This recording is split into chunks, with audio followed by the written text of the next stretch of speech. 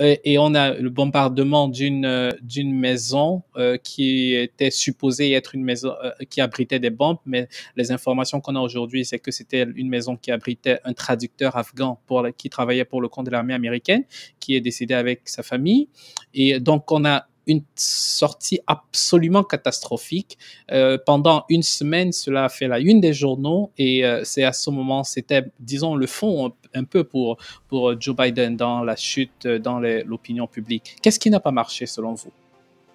Ce qui n'a pas marché, c'est l'exécution de ce plan et même à se demander s'il y a eu quelque part un plan.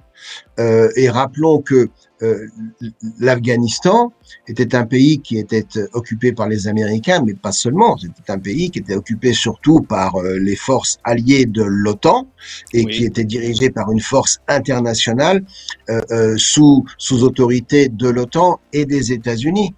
Et là, on a dans les événements qu'on a observés tout au long du mois d'août, une administration qui se présente comme véritablement amateuriste dans son exécution des plans et totalement unilatérale, au contraire de ce qu'avait prédit, annoncé ou promis Joe Biden. Rappelons que Joe Biden, quand il est arrivé à la Maison-Blanche, il a dit America is back, sans trop expliquer ce que ça voulait dire, et puis il a dit aux alliés, nous allons à nouveau travailler ensemble. Et dans le retrait afghan, les Américains ont travaillé tout seuls, sans ne rien dire à personne. Ils ont pris tout le monde de court et surtout, ils ont été totalement débordés par les talibans eux-mêmes. Alors, qu'est-ce qui s'est passé en vérité?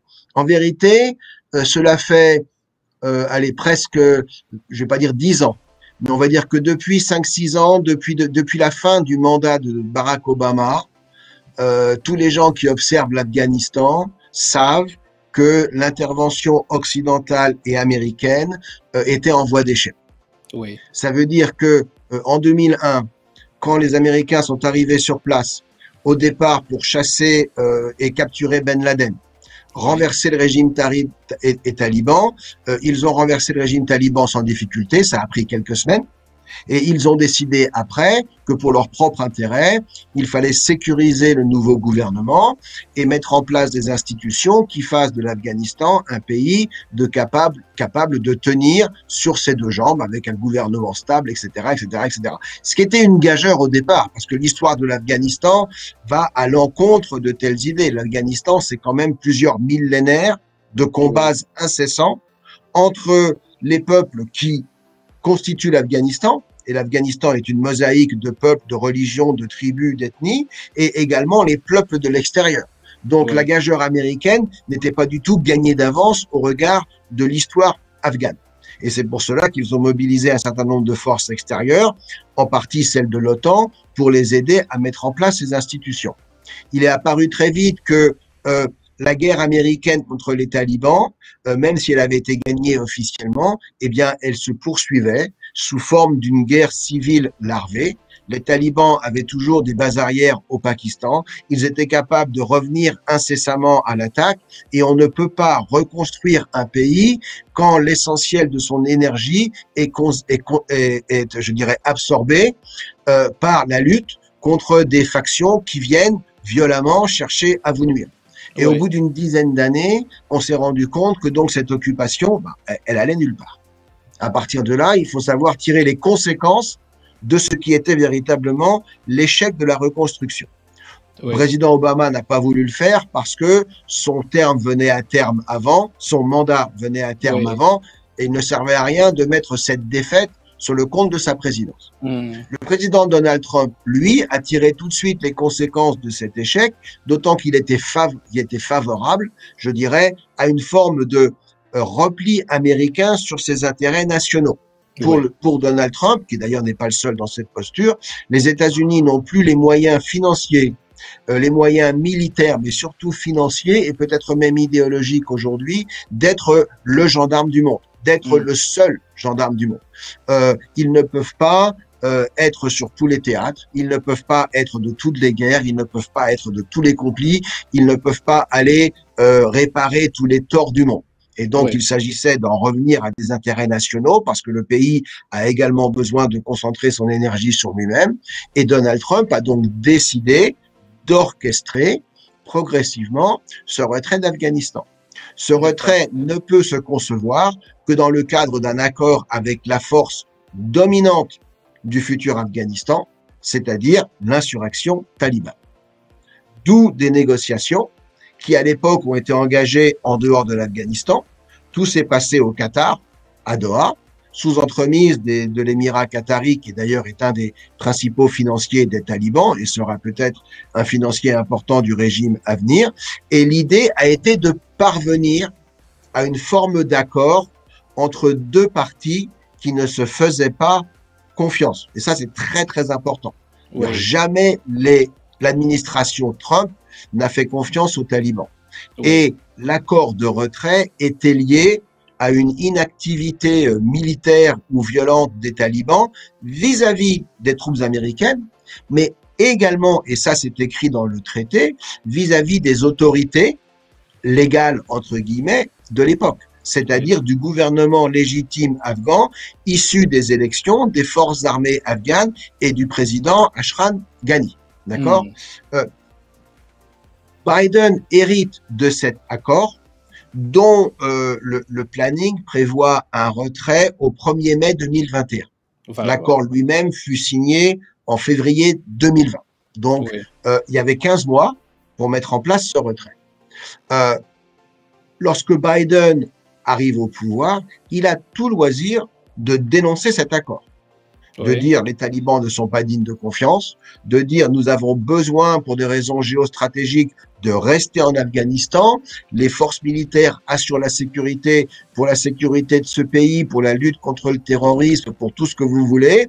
Je rejette cette politique, je me dédie de cet accord, c'est ce qu'il a fait vis-à-vis de l'accord avec l'Iran, qu'il a cherché à rétablir. C'est ce qu'il a fait avec l'accord sur le climat de Paris, dans lequel il a réintroduit les États-Unis alors que Donald Trump en avait sorti l'Amérique. Donc, sur d'autres sujets, il était allé à l'inverse de la politique de Trump. Là, il hérite de cette politique et il en fait sa politique. D'ailleurs, il a prononcé un discours au printemps où il a dit « j'ai pris la décision », il emploie le « je », j'ai pris la décision de mettre un terme à notre engagement en Afghanistan. Donc, il veut s'approprier ce retrait. Le problème, c'est que son département d'État, son Pentagone, son conseiller à la sécurité nationale, c'est-à-dire en fait tout l'appareil international de son administration, ne font pas le travail qui doit être fait derrière, c'est-à-dire de sécuriser la sortie de tous les civils avant d'orchestrer le retrait des militaires.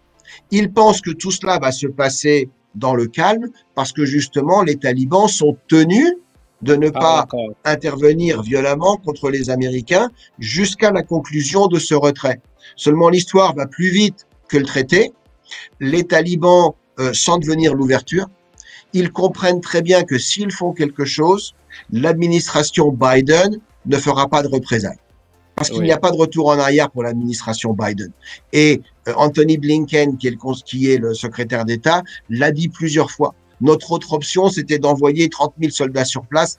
C'était pas faisable. Donc, le retrait est devenu inéluctable. À partir du moment où les talibans comprennent que le retrait américain est inéluctable, ils profitent du vide. Et comme ils savent très bien que le gouvernement en place, c'est un gouvernement, soyons sérieux, fantoche, qui n'est soutenu que par la puissance américaine, qui, lorsque la puissance américaine ne sera plus là, eh bien, il s'effondrera de lui-même, et c'est ce qu'il passe, et c'est ce qui se passe, eh bien, eux, ils engagent leur offensive. Et leur offensive, elle va même plus vite qu'ils ne l'estimaient possible. Et en moins de 15 jours, ils prennent le contrôle de la capitale, alors que cette capitale, elle abrite encore plusieurs milliers de civils américains, des dizaines de milliers de collaborateurs afghans qui ont travaillé avec les Américains et qui seront menacés par un régime taliban et qu'il faut évacuer de ce lieu. Et on assiste aux scènes auxquelles on a assisté. La panique de la part de la population, le manque de préparation de la part du taliban, de la part de l'administration Biden. Et là, les Américains se rendent compte de ce qu'on commence à appeler le grand mensonge. The Big Lie.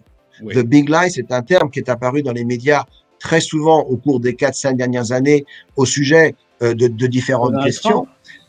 Oui, voilà. Mais justement, aujourd'hui, les médias, notamment les médias conservateurs, sont en train de retourner ce big lie contre Oui, l'administration Biden, parce que jusqu'au mois de juillet, les conseillers du président Biden et le président Biden lui-même nous disaient une victoire des talibans n'est pas inéluctable. Le gouvernement en place a les moyens de se défendre. Vous allez voir ce que vous allez voir. Ils sont capables de se soutenir sans nous. Tout va bien se passer. Et c'est pas du tout ce qui s'est passé. Donc oui, les Américains s'aperçoivent que leur président, jusqu'au dernier jour, leur a menti de façon éhontée. Donc le fiasco stratégique se double d'un fiasco politique. Et je dirais hmm, même se triple d'un fiasco international, parce qu'aujourd'hui, on a un certain nombre d'acteurs, notamment la Grande-Bretagne, le Royaume-Uni, l'OTAN, même l'Union européenne à travers Joseph Borrell, qui est en quelque sorte son ministre des Affaires étrangères. Ils sont vent debout contre l'attitude des États-Unis, qui ont agi de manière totalement unilatérale, sans les prévenir, sans travailler avec eux, et les obligeant eux-mêmes à fuir de manière un petit peu désordonnée et chaotique. Ça a été le cas des Français. oui, Donc on oui. a un triple échec qui est monumental et qui en plus pour moi, je dirais, illustre un changement stratégique fondamental. C'est-à-dire que toute la stratégie basée sur un contrôle occidental de l'Afghanistan, permettant d'avoir un coup d'œil sur l'Iran qui est au sud et à l'ouest du pays, d'avoir un œil sur la Russie qui est juste au nord, d'avoir un œil sur la Chine qui est un petit peu plus loin à l'est, et au passage d'avoir un œil sur le Pakistan et l'Inde qui sont deux puissances nucléaires qui s'opposent depuis un certain temps, comme on le sait. Cette stratégie-là, aujourd'hui, elle s'est effondrée. Elle s'est effondrée et elle devra donner lieu à une autre stratégie et à une autre, je dirais, réorganisation du monde. L'Afghanistan, c'était l'héritier d'un monde dans lequel, je dirais, l'espace terrestre, ce que certains appellent le hinterland, c'est-à-dire cette masse qui va de l'Europe aux confins de l'Asie, était l'essentiel des routes stratégiques. Les routes stratégiques passaient par la terre, la route de la soie, la route des oléoducs, beaucoup d'autres. On en revient aujourd'hui, de par ce retrait, à une nouvelle primauté des routes maritimes. Et on va voir que l'intérêt des Américains va se reporter bien sur le Pacifique, sur la mer de Chine, parce que l'adversaire, il est également là pour le 21e siècle. Le terrorisme n'est pas véritablement, enfin, c'est un adversaire, c'est un ennemi, il faut le combattre. Mais le terrorisme, même le djihadisme, n'est pas en mesure, lui tout seul, de mettre à mal la puissance américaine. Par contre, la Chine, ça, c'est le véritable rival des États-Unis. Le retrait d'Afghanistan, le retrait des États-Unis d'un certain nombre de théâtres, rentrait dans cette vision politique ou géostratégique globale d'une réorientation vers le Pacifique. Et là, vu que les Américains ne sont plus en Afghanistan, toute l'Asie centrale va perdre de cette puissance stratégique et on va aller encore plus vite vers une réorientation sur le pourtour pacifique. S'il fallait résumer, s'il fallait trancher, à votre avis, est-ce qu'on a affaire à une alliance entre le gouvernement Biden et la Chine, une entente, plus qu'une alliance, disons une entente entre l'administration Biden de céder du terrain à la Chine pour on connaît très bien les rapports qui ont été notamment soulevés lors de la campagne électorale entre Biden et un certain nombre de banques chinoises. Alors, est-ce qu'on a affaire ici à une situation où Biden s'est dit, voilà, on libère rapidement l'Afghanistan et quitte à ce que la Chine gagne du terrain, et nous, on va se reconcentrer sur un certain nombre d'autres positions, peut-être l'Ukraine et comme vous venez de décrire, on laisse la zone de l'océan, de l'Asie du Sud-Est, on cède ce terrain, y compris Hong Kong et Taïwan, pour les cas pour lesquels l'administration Biden n'a pas pris de position forte jusqu'à présent. Et donc, si on aligne quelque peu ces mouvements ou ces non-mouvements de l'administration Biden, est-ce que finalement la situation en Afghanistan n'est pas un choix volontaire, peut-être mal instruit, comme vous l'avez dit, ou alors vous pensez que c'est simplement et naïvement de l'incompétence? S'il fallait trancher. Alors, non, je pense que c'est de l'incompétence. Je n'arrive pas à croire que ce soit délibérément de la part de Joe Biden une volonté de rendre service au premier rival et adversaire des États-Unis. Maintenant, je n'empêcherai pas un certain nombre de commentateurs aux États-Unis de dire exactement cela. Et d'ailleurs, il y a pas mal de gens qui remarquent que depuis que Biden est à la présidence, on applique une politique qui correspondrait à ce qu'on appelle en anglais America Last. Souvenez-vous, la devise de Donald Trump, c'était America First. C'est-à-dire, et America First, ça veut dire on s'occupe d'abord de l'Amérique pour faire en sorte que l'Amérique reste première puissance mondiale. Il y a un double sens dans le terme America First. Dans l'attitude de l'administration Biden depuis 9 mois, on a l'impression que les intérêts américains sont délibérément sacrifiés aux intérêts des rivaux de l'Amérique. J'ai dit au tout début de notre conversation que l'une des crises provoquées par l'administration Biden était cette crise de l'énergie.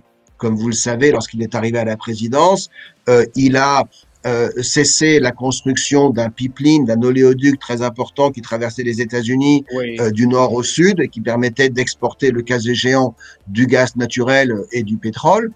Il a fait ça au niveau, je dirais, au nom de la défense de l'environnement, de la transition énergétique, et dans le même temps, il a autorisé les Russes et les Allemands à finaliser la construction d'un pipeline sous-marin qui s'appelle Nord Stream 2, qui d'ailleurs a été finalisé depuis, de manière à ce que les Russes puissent, eux, exporter leur gaz naturel. Donc on a d'un côté le président des États-Unis qui prive son propre pays d'une ressource stratégique et économique majeure, et qui permet à un des adversaires de ce pays, la Russie en l'occurrence, de profiter plus facilement de sa ressource stratégique. C'est totalement illogique, c'est totalement incompréhensible, et ça pourrait en effet inciter certains à vous dire que le président des États-Unis travaille contre l'intérêt des États-Unis. Alors, ce qui se passe en Afghanistan, pour moi, dépasse le cadre de l'administration Biden. Cela rentre dans le cadre d'une réorientation stratégique à beaucoup plus long terme. Par contre, ça a été très mal mené, comme je l'ai dit, et comme on dit, la nature a horreur du vide, et les Chinois adorent observer les échecs de leurs rivaux et mettre le pied partout où les Américains ont levé le leur. Et donc, il y a une toute petite frontière entre l'Afghanistan et la Chine. L'Afghanistan a besoin de capitaux en quantité considérable pour se reconstruire. Je peux vous garantir que la Chine va investir en Afghanistan parce que c'est une logique. Et puis, eux-mêmes ont une route terrestre de la soie qu'ils vont chercher à reconstituer ou à consolider. Donc, le vide laissé par les Américains va profiter inévitablement en grande partie à la Chine. Il va nuire à l'Inde, il va profiter au Pakistan. Les deux grands vainqueurs de la situation, c'est le Pakistan, qui est le premier soutien, je dirais, stratégique des talibans en Afghanistan, et la Chine, qui va être le premier investisseur et qui va étendre un petit peu plus sa zone d'influence comme elle aime le faire.